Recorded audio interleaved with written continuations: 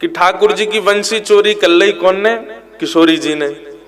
बोले 24 घंटा लाल जिया को अपने जो है का फेंट में खोसे रहे, ये हमारी बैरणी, हमारी शत्रुणी, हमारी सौत है, 24 घंटा उन्हीं के संग बनी रहे। सो किशोरी जी ने वाकु हरण कर लियो वेणु को।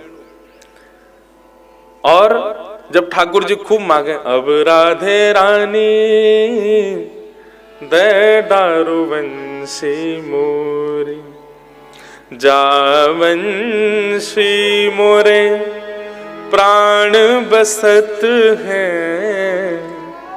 सो बंसी गई खोई, अब राधे रानी दे दारू वंशी मोर। किशोरी जी ने जब वंशी चुरा ली ठाकुर जी की,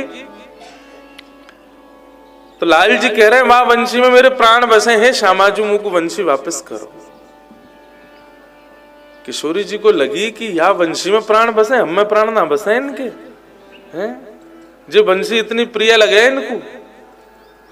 तो श्रीमद् भागवत के जो 2 महात्म हैं, उनमें दूसरे महात्म में श्री यमुना जी वर्णन करती हैं कि कभी कभी ठाकुर जी के वंशी के रूप में श्री श्यामाजू ही विराजमान होती हैं अधर पर। कल कथा में एक भाव कह रहा था ना कि श्रृंगार की प्रणाली में ठाकुर जी सबको अवकाश देते हैं, वंशी को कभी नहीं देते। कभी कभी बिना मोर पंख के भी ठाकुर जी रहते हैं, कभी कभी बिना पीतांबरी के भी रहते हैं, कभी कभी बिना काली कमली, वंशी को कभी अवकाश नहीं। क्यों? नित्य समीप रहती है तो कहीं ना कहीं कोई तो संबंध है। तो भैया ये प्रकट रूप में श्यामाजू तो बगल में विराज रही है, पर अप्रकट रूप में ये वंशी ही किशोरी जी के रूप में ठाकुर जी के अधर पर विराज रही है। नहीं तो वाह वंशी को सुनकर के किशोरीन के हृदय में, गोपीन के हृदय में ऐसा प्रेम कैसे उत्पन्न है गयो? ये तो लाडली जी कृपा करें तभी कृष्ण प्रिय लगे, तभी कृष्ण के प्रति अनुराग बढ़े। तो निश्चित ही वेणु गीत के पूर्व जो वंशी ठाकुर जी की किशोरी जी ने चुराई और वापस जब प्रदान करी, वो किशोरी जी ही ठाकुर जी के संग पधारी हैं और नित्य उनके अधर पर विराज रही हैं। अब जब ठाकुर जी वेणु रव करते हैं तो वो स्वर जाता है और खोजता है ब्रज में कृष्ण प्रियसियों को और उनको कृष्ण प्रेम में ही उन्मुक्त करता है। ये श्री जी ही है हमारी। ऐसी वेणु राव, ऐसी वंशी ठाकुर जी की बज रही है। गोपियां तीसरे श्लोक में क्या कहते हैं कि गोप्यः किमाचरदयं कुशलं स्म वेणु दामोदराधर सुधामपि गोपिकानां भुंक्ते स्वयं यद विशिष्ट रसं हृदोम्ये हास्यत्वचोश्रुमुमुचुस्तरवो यथार्या। गोपियां कह रही हैं, अरे ये वेणु ये पुरुष होकर के भी ठाकुर जी के अधर रस का पान करता है, इसने ऐसी कैसी तपस्या की होगी। कल वंशी के हमने कितने लक्षण बताए थे और उसके बाद आप सबको होमवर्क दिया था, कौन कौन करके लाया? वाह, इतने लोगों में 3 लोग ही होमवर्क करके लाए हो। क्या कर पनिशमेंट दें सबको? एक तो मेरे पास आ भी गया, इसमें इन्होंने 4 भाव लिखे। एक तो लिखा कि वंशी में क्या है? अनन्यता, श्री राधा नाम की अनन्यता। देखो ये भावजन्य से ये उत्तर ठीक है, परंतु हमने कहा था कि कृष्ण के सदा समीप रहती है वेणु, तो उसके वो लक्षण लाओ कि जो मानव ला सके और मानव भी कृष्ण प्रिय, कृष्ण सामीप्य प्राप्त कर सके। दूसरा आपने लिखा पूर्ण आत्मसमर्पण, ये तो हमने कल कह ही दिया था कि वो पूर्ण रूपेण समर्पित ही रहती है। तीसरा आपने लिखा मधुरता। देखो ये भी बात ठीक है, लेकिन अब देखो मुझ पर बंसी बजानी नहीं आती, मुझे दे दो तो मैं मधुर तो नहीं बजाऊंगा, तो यहां पर यह भाव खंडित हो जाता है। चौथा भाव लिखा अनुग्रह। श्री ठाकुर जी ने वेणु का उपयोग जीव पर अनुग्रह करने के लिए उससे सद्गुणों को देखकर ही किया है। आपके भाव हम उसको प्रणाम करें, पर इसमें वो भाव लिखने हैं, वो भाव व्यक्त करने, थोड़ी बुद्धि तो लगानी पड़ेगी भैया, कि ऐसे गुण लाओ जो मानव ला सके। मैं रात भर बैठा रहता हूं तब जाकर के मुझे एक आध गुण समझ में आते हैं। तो कल हमने 4 लक्षण बताए थे। पहला लक्षण क्या था? दोष युक्त होते हुए भी ठाकुर जी के सामने दोषों को छुपाती नहीं है, प्रकट कर देती है।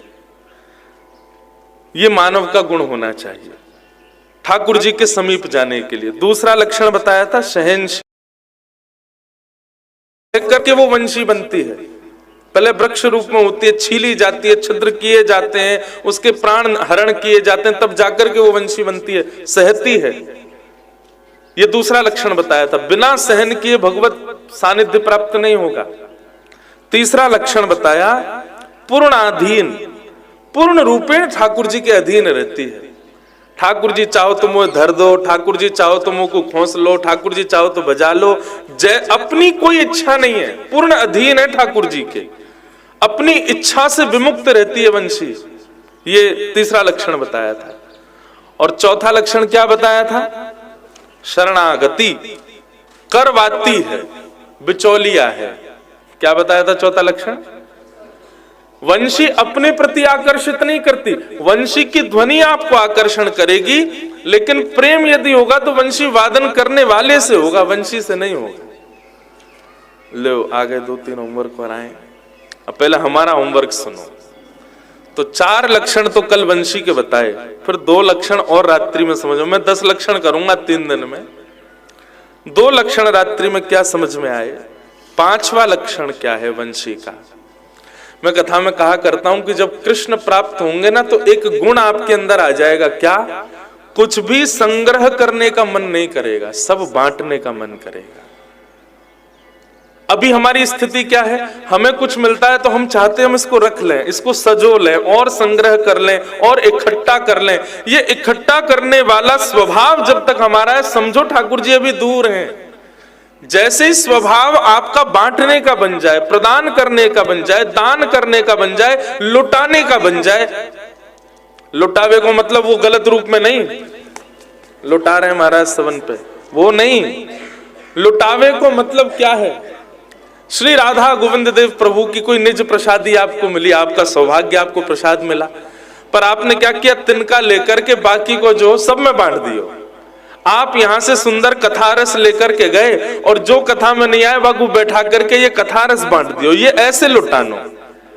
संग्रह की स्थिति ना रहना ये भगवत सामीप्य का एक लक्षण है।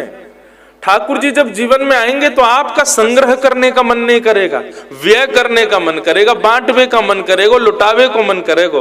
तो वंशी का स्वरूप क्या है? संग्रह नहीं करती है वंशी, अपने पास कुछ नहीं रखती है।